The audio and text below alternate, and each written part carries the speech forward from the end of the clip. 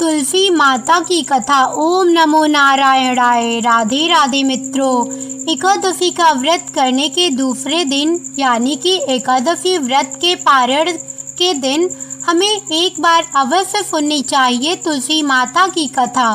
तुलसी माता की कथा सुनने मात्र से सभी मनोकामनाएं पूर्ण होती, साथ ही घर से दुख दरिद्रता दूर होती है। हम सब इस वीडियो में सुनेंगे तुलसी माता की कथा और एकादशी व्रत कथा। श्री सूत जी बोले, महाराज ब्राह्मणों से बोले कि हे ब्राह्मणों, इस विधि युक्त उत्तम महात्म्य को श्री कृष्ण ने कहा था। विशेषकर जो उत्तम जन इस व्रत की उत्पत्ति भक्ति से सुनते हैं, वह इस लोक में अनेक प्रकार के सुख भोगकर अंत में दुष्प्राप्य विष्णु लोक को पाती हैं। पूर्व काल में श्री भगवान ने अर्जुन के प्रति एकादशी व्रत की उत्पत्ति विधि इत्यादि कही थी, वो उन्हीं के कथन रूप से मैं कहती हूँ।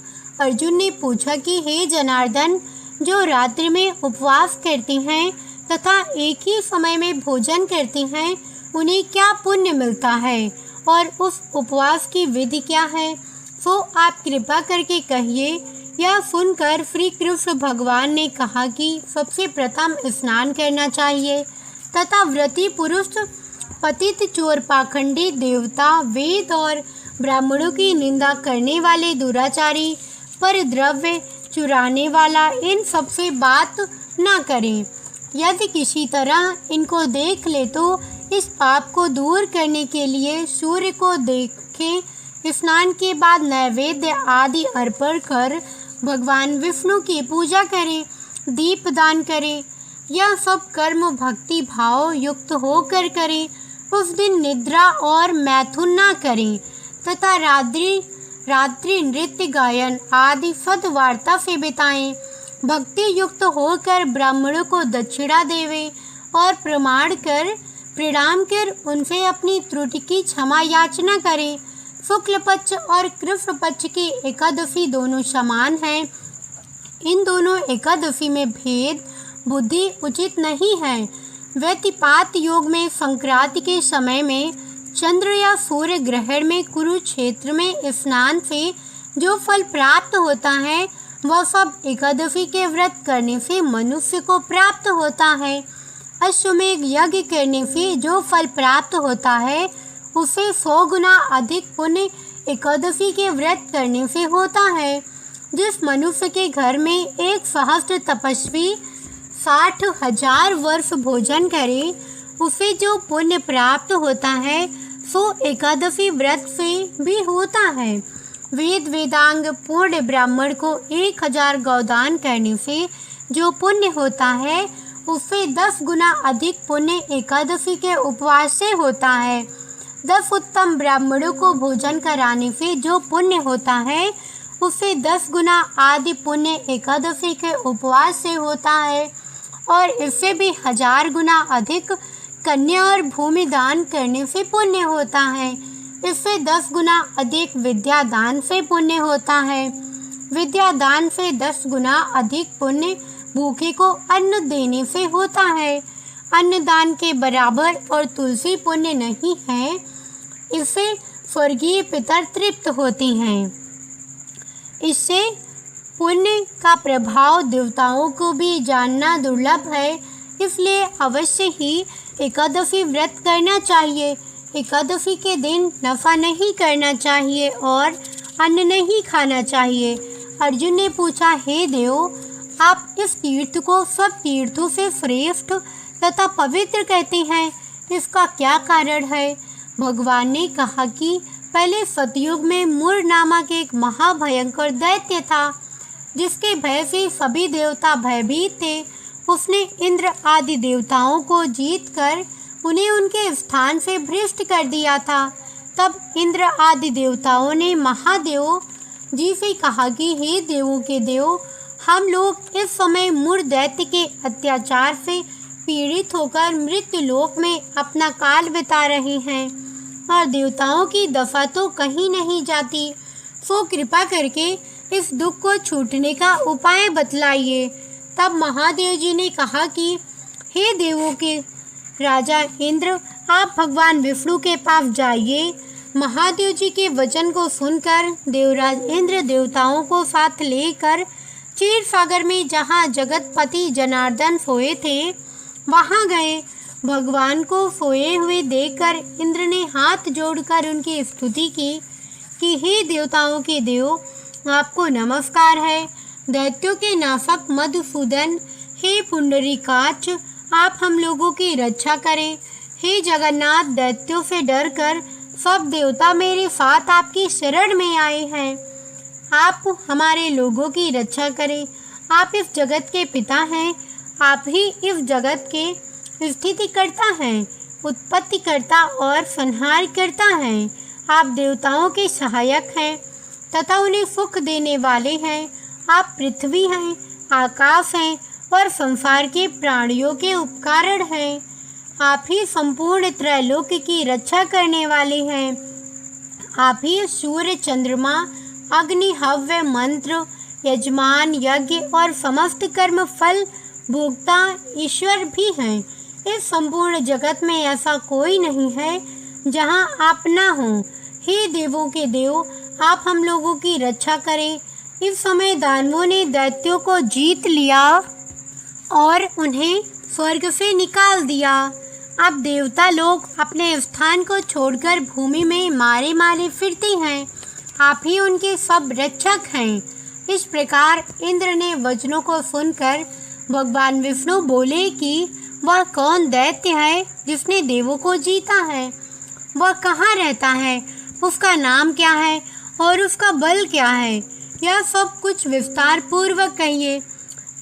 यह सुनकर इंद्र देव कहने लगे कि हे देव, पहले एक बड़ा भारी नाड़ी जंग नामक दैत्य था जिसकी उत्पत्ति ब्रह्म वंश में हुई थी और वह अपने बल से गर्वित होकर देवों को सर्वदा पीड़ित करता था। उसी का पुत्र मरु नामक दैत्य है जिसकी राजधानी का नाम चंद्रावती है। वह नगरी अति सुंदर है। वह दैत्य अपने प्रखर वीर से संपूर्ण विश्व को जीतकर और देवताओं को देवलोक से निकालकर इंद्र, अग्नि, यम, करुणा और चंद्रमा आदि लोकपाल स्वयं बन बैठा है। स्वयं सूर्य बनकर जगत को तपा रहा है। स्वयं प्रजन्य मेघ बन गया है। इसलिए आप उस दुर्दमनीय दानव को मारकर देवताओं को विजयी बनाएं। तब श्री भगवान इंद्र से उसका अत्याचार सुनकर अत्यंत क्रुद्ध हुए तथा इंद्र को संबोधन करके बोले कि हे देवेंद्र, अब मैं आप लोगों को शत्रु भय से शीघ्र ही निर्मूल करूंगा। और हे बलशाली देवों, आप लोग सब मिल चंद्रावती पुरी को जाओ। यह कह श्री भगवान भी देवताओं के पीछे ही पीछे चंद्रावती को गए। वहां जाकर देखा कि दैत्याधिप मुरु अनेक दैत्यों से परिवेष्टित होकर संग्राम भूमि में गरज रहा है। युद्ध प्रारंभ होने पर असंख्यात सहस्त्र दानव दिव्य अस्त्र शस्त्रों से सुसज्जित होकर लड़ने लगे। अंत में देवता लोग दानवों से लड़ न सके। उन्हें देखकर अनेक दैत्य अस्त्र शस्त्र से उन पर टूट पड़े। जब भगवान ने देखा कि देवता भाग गए हैं, तब शंख चक्र गदाधारी भगवान अस्त्र शस्त्रों से राक्षसों को युद्ध करने लगे। उन सर्पों समान अस्त्रों से विद्ध हो अनेक दानव इस लोक से चिरदिन के लिए प्रस्थित हुए, परंतु दैत्याधिप निश्चल भाव से युद्ध करता रहा। भगवान जिन जिन अस्त्रों का प्रयोग उस पर करे, वह सब उसके तेज से कुंठित होकर पुष्प के समान उसके अंगों में मालूम पड़ते थे। अनेक शस्त्रों के प्रयोग करने से भी जब भगवान उनको ना जीत सके, तब क्रुद्ध होकर परिघ तुल्य बाहुओं से मल्ल युद्ध करने लगे। 1000 वर्ष भगवान ने उससे युद्ध किया, परंतु वह नहीं हारा। तब भगवान शांत होकर विश्राम करने की इच्छा से बद्रिकाश्रम चले गए। वहाँ 48 कोस की लंबाई में विस्तृत और एक द्वार युक्त हेमवती नामक गुफा में शयन करने के लिए भगवान ने प्रवेश किया। हे धनंजय, मैं उस गुफा में सोया था तो दानव भी मेरे पीछे पीछे उस गुफा में चला आया और मुझे सोते देखकर मारने के लिए उद्यत हुआ।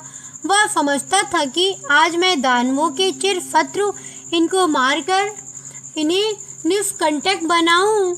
उसी समय मेरे शरीर से अत्यंत सुंदरी दिव्य अस्त्र लिए एक कन्या उत्पन्न होकर दानव राज के सम्मुख युद्ध के लिए उपस्थित हुए। दानवेंद्र उससे युद्ध करने लगा और युद्ध में उसकी निपुणता को देखकर सोचने लगा कि इस रुद्र स्वरूप स्त्री को किसने बनाया, जिसके पार वज्रों के समान है। पुनः उन दोनों में घमासान युद्ध आरंभ हुआ।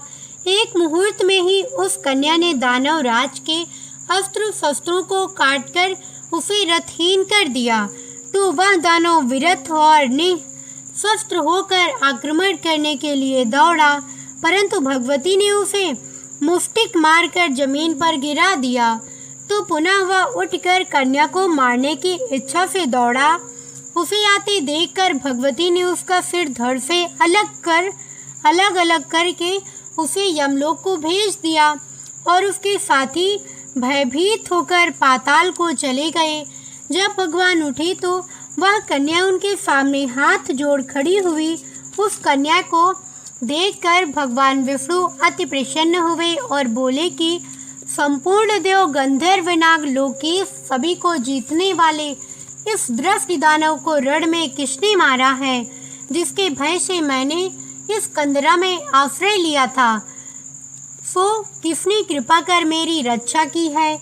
कन्या ने उत्तर दिया कि हे प्रभु, आपको सोया देखकर वह दानव आपको मारना चाहता था कि आपके ही अंश से उत्पन्न हुई मैंने ही इस दानव का संहार करके देवताओं को निर्भय किया है। मैं सर्व शत्रु दमनकारिणी आपकी महाशक्ति हूँ। हे प्रभु, आप बतलाइए कि इसके मारने से आपको क्यों आश्चर्य हो रहा है। भगवान बोले कि हे निष्पाप, इस दानव को मारने से तुझ पर मैं अत्यंत प्रसन्न हूँ। इस समय सभी देवता अत्यंत हर्षित हो गए हैं और तीनों लोकों में इस समय आनंद छा रहा है। अतः निसंकोच होकर तुम्हारी जो इच्छा हो सो वर मांगो। स्मरण रखो कि देवताओं को दुर्लभ वर भी तुम मांगोगी तो मैं तुम्हें दूंगा। कन्या बोले कि भगवान, यदि आप मुझ पर प्रसन्न हैं और यदि वर देना चाहती हैं तो मुझे वह वर दीजिए कि इस दिन यदि कोई उपवास करे तो मैं उसके पापों से उसे तारने में समर्थ हूँ और इस उपवास से जो पुण्य होता है उसे आधा रात्रि भोजन में होवे। उसका आधा पुण्य एक संध्या भोजन करने वालों को हो। जो जितेंद्रिय मेरे दिन को भक्ति युक्त होकर उपवास करे सो विष्णु धाम को प्राप्त होवे और कोटि वर्ष तक वहाँ अनंत सुख भोग करे। यह सुनकर भगवान विष्णु बोले कि हे कल्याणकारी, जो तुम कहती हो वह अत्यंत सत्य होवे। जो हमारे और आपके भक्त हैं उनकी कीर्ति जगत में प्रसिद्ध होगी तथा वे मेरे समीप वास करेंगे। हे मेरी उत्तम शक्ति, तुम एकादशी तिथि को उत्पन्न हुई हो, इस कारण तुम्हारा नाम भी एकादशी ही होगा। एकादशी उपवास करने वाले के संपूर्ण पापों को दूर कर मैं उन्हें उत्तम गति दूंगा। विशेषकर तृतीय, अष्टमी, चतुर्दशी, एकादशी ये तिथियां मुझे अत्यंत प्रिय हैं। हे पार्थ, सब तीर्थों से, सब व्रतों से अधिक पुण्य एकादशी तिथि में है। विष्णु भगवान इतना वर देके वहां से अंतर ध्यान हो गए और एकादशी तिथि भी वर पाकर परम संतुष्ट तथा हर्षित हुई। हे अर्जुन, जो मनुष्य एकादशी का व्रत करते हैं मैं उनके शत्रुओं का नाश करके अवश्य ही उत्तम पद देता हूँ। इस प्रकार एकादशी की उत्पत्ति हुई। सब पापों को दूर करने और सब प्रकार के मनोरथ सिद्ध करने के लिए यह तिथि प्रसिद्ध है। जो एकादशी व्रत करती हैं वे उत्तम लोक को जाती हैं। वह पुरुष धन्य है जो विष्णु भक्त एकादशी का महात्म्य सर्वदा श्रवण या पठन करते हैं उन्हें अश्वमेध का फल प्राप्त होता है।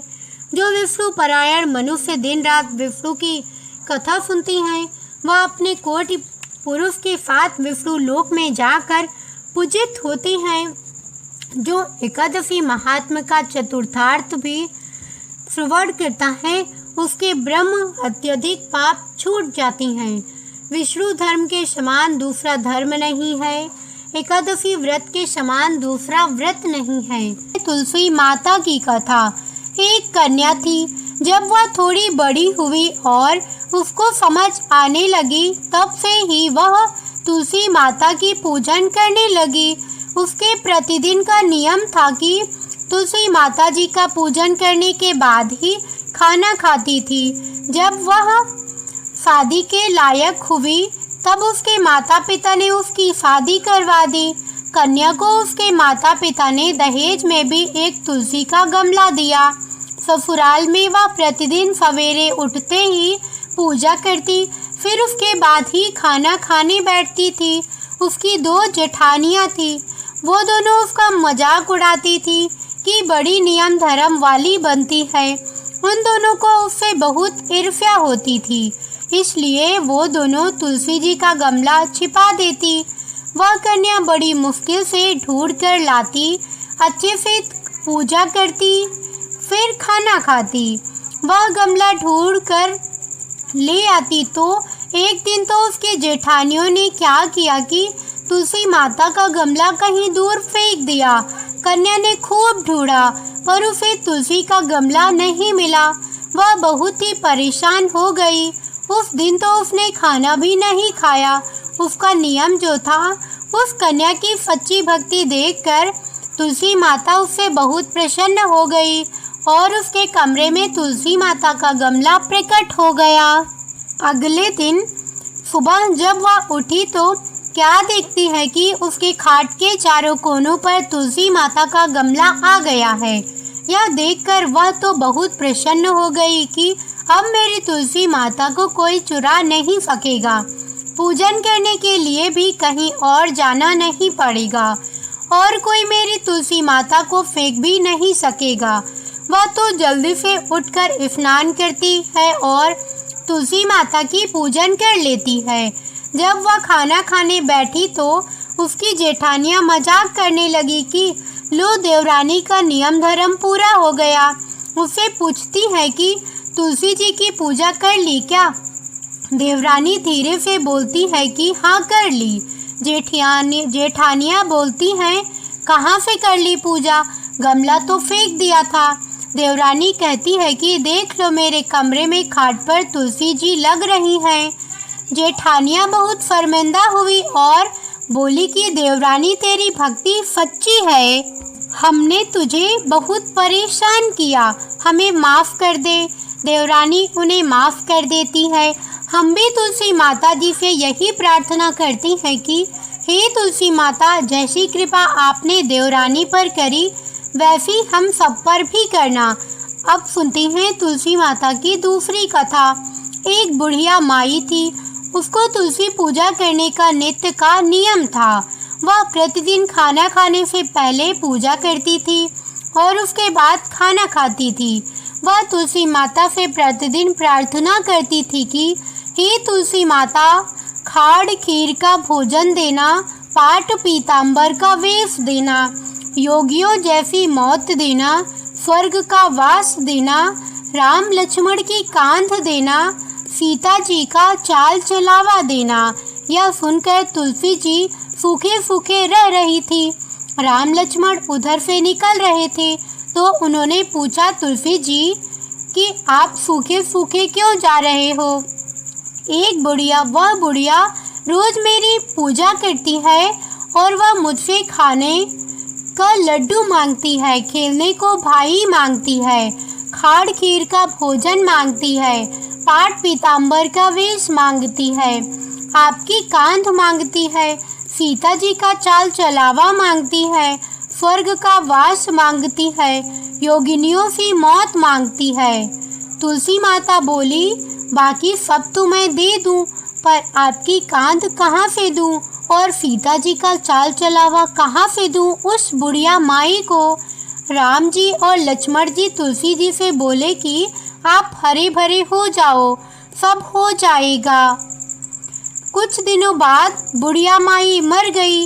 लोग इकट्ठा होने लगे, क्यों कि ले जाने के लिए उसको तैयार करने के लिए उठाने लगे तो वह इतनी भारी हो गई कि उसको लोग उठा नहीं पाए, उसको हिला भी नहीं पा रहे थे। लोग कहने लगे कि बुढ़िया इतनी भारी कैसे हो गई, वह तो देव दर्शन सब करती थी, क्या वह कोई जादू टोना करती थी जो ऐसी भारी हो गई। इतने में राम लक्ष्मण और सीता जी आए। सीता जी ने चाल चलावा किया और राम लक्ष्मण ने कंधा दिया और बुढ़िया तो सदैव वैकुंठ को चली गई। हम भी तुलसी माता से यही प्रार्थना करते हैं कि हे तुलसी महारानी, जैसी सद्गति उसको दी वैसी सद्गति सभी को देना। अब आइए सुनते हैं तुलसी माता की तीसरी कथा। एक ब्राह्मण था, वह प्रतिदिन मंदिर जाता था। वह प्रतिदिन तुलसी माता की पूजा करता था। वह तुलसी माता से प्रतिदिन प्रार्थना करता था कि हे तुलसी महारानी, मेरा आनंद करना। तुलसी माता ने सोचा कि यह ब्राह्मण तो बहुत सीधा है और गरीब है और प्रतिदिन मेरी पूजा करता है, मैं इसके कुछ न कुछ करना चाहती हूँ। तो तुलसी महारानी एक कन्या का रूप बनाकर बैठ गई और उस ब्राह्मण को बोली कि ब्राह्मण, मैं भी तेरे घर आना चाहती हूँ। ब्राह्मण ने सोचा कि 6 लड़कियाँ तो मेरे पहले से ही हैं और 7 लड़कियों का मैं कैसे पालन पोषण करूँगा, लड़कियों की शादी कैसे कराऊँगा, मेरे पास तो कुछ ऐसा भी नहीं है। यह व्यभिचार करके वह बहुत परेशान रहने लगा। उसको तो खाना भी नहीं भा रहा था।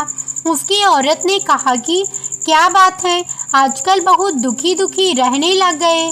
तो इस पर ब्राह्मण बोला कि मैं मंदिर जा रहा हूँ, वहाँ पर एक छोटी सी कन्या बैठी है और वह कहती है कि ब्राह्मण, मैं आपके घर आऊँ। उसकी पत्नी बोली कि अरे, इसमें परेशान होने की क्या बात है, आ रही है तो आने दो। ब्राह्मण बोला कि पहले से अपनी 6 लड़कियां तो हैं ही, उनकी भी अपने को शादी भी करवानी है। तो इस पर ब्राह्मणी बोली कि अरे, ये तो कोई बात नहीं है, अपनी 6 लड़कियों की शादी करवाएंगे, वैसे 7वीं की भी करवा देंगे, अपने 7 लड़कियों की शादी साथ में करवा देंगे। अगले दिन जब वह ब्राह्मण मंदिर गया तो उसकी उस छोटी कन्या ने पूछा, ब्राह्मण, मैं आपके घर आऊं? तो ब्राह्मण बोला कि हाँ चल बेटा चल। उनको वह घर पर लेकर आ गया। तुलसी माता कन्या के रूप में ब्राह्मण के घर आने से ब्राह्मण के घर में बहुत आनंद हो गया। घर में लक्ष्मी की बारिश हो गई। जब ब्राह्मण 7 कन्याओं की शादी के लिए वर ढूंढने जाने लगे तो उस छोटी कन्या ने कहा कि मेरे तो शालिग्राम जी के मंदिर में जाकर शालिग्राम जी को बोलना कि बारात लेकर आए और मेरी 6 बहनों के मेरी तुम्हारी इच्छा से वर ढूंढ लेना। तुम तुलसी महारानी की मेहरबानी से उसके तो सब जेवर, कपड़ा, खाना सब तैयार हो गया और अच्छी धूमधाम से उनकी शादी हो गई और उस ब्राह्मण की तुलसी माता टूटमान हुई। हम भी तुलसी माता जी से यही प्रार्थना करते हैं कि तुलसी माता जैसे ब्राह्मण के घर पर लक्ष्मी के साथ टूटमान हुई, वैसे ही हम सब पर करना और कथा सुनने वाले सुनाने वाले दोनों पर करना, और जैसा आनंद ब्राह्मण करने करा वैसा हम सबके लिए करना। यह थी संपूर्ण तुलसी माता की कथा। अब आइए सुनते हैं तुलसी माता की आरती। जय जय तुलसी माता, सब जग की सुखदाता वरदाता। जय जय तुलसी माता, सब योगों के ऊपर, सब रोगों के ऊपर, रुज से रक्षा करके भवित्राता। जय जय तुलसी माता, बटुपुत्री ही श्यामा फुरबल्ली ही ग्राम्या विफुड़ प्रिय जो तुमको सेवे फो नर तर जाता जय जय तुलसी माता हरि के शीशु विराजत त्रिभुवन से हो वंदित पतित जनों की तारिणी विख्याता जय जय तुलसी माता लेकर जन्म विजन में आई दिव्य भवन में मानवी लोक तुम्ही से सुख संपत्ति पाता जय जय तुलसी माता हरि को तुम अति प्यारी श्यामी वरण तुम्हारी प्रेम अजब है उनका तुम से कैसा नाता जय जय तुलसी माता। तुलसी माता की जय, भगवान विष्णु की जय। यह थी संपूर्ण कथा। कैसी लगी कमेंट करके अवश्य बताइएगा। साथ ही वीडियो को लाइक, चैनल को सब्सक्राइब कर लीजिएगा और हाँ, बेल आइकन को ज़रूर प्रेस कर लीजिएगा। ऐसी ही रोचक और धार्मिक कथाओं के लिए हमारे साथ बने रहिए। मिलते हैं एक ऐसी ही नई कथा के साथ। तब तक के लिए जय बजरंगबली। राम राम।